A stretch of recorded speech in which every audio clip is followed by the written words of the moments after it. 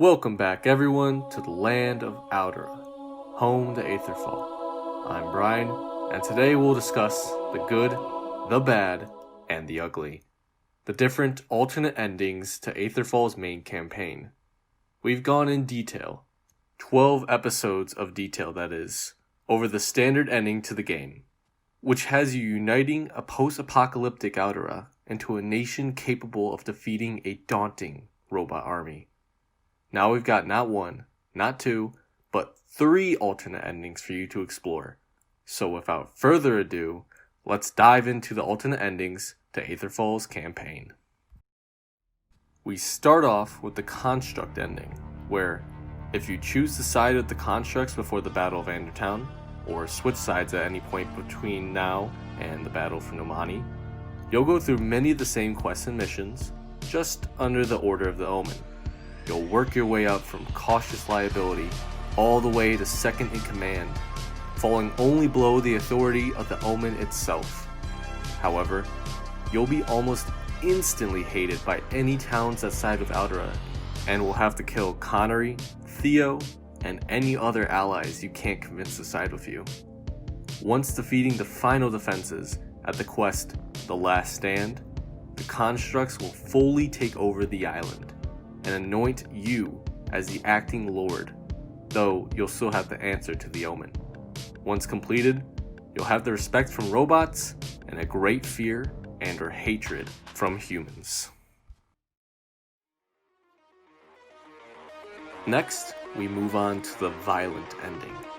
If you manage to wipe out a certain percentage of factions before reaching the Construct Invasion quest, the Constructs will choose to launch their assault immediately, seeing Aldera as weak, and easily take over given the lack of resistance, despite whatever effort you as a player then do. Once killing off enough of the factions, a message will display, similar to killing off essential NPCs in Morrowind, that says, "You have set forth a chain of motion that cannot be stopped now. Either reload to save, or live with the consequences of a doomed world." A bit dramatic, but I feel like it gets the point across. The player will have a strange reputation for the rest of the game, being very feared, but considered a savior to the constructs, and ascending to be seen as a god of destruction and war in all of Aldera's eyes.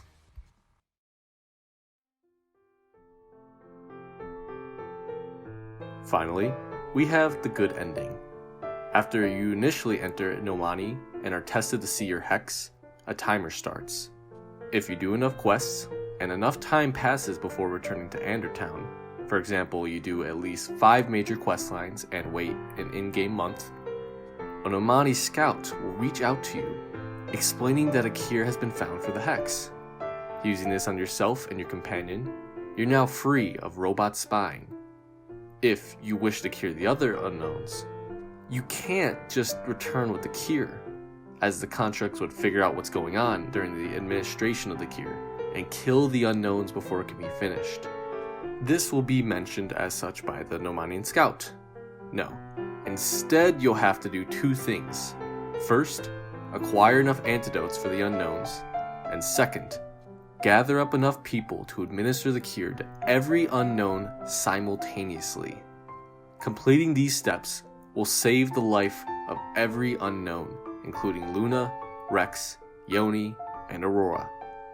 This will give you the good ending to the game, where you can save everybody you care about.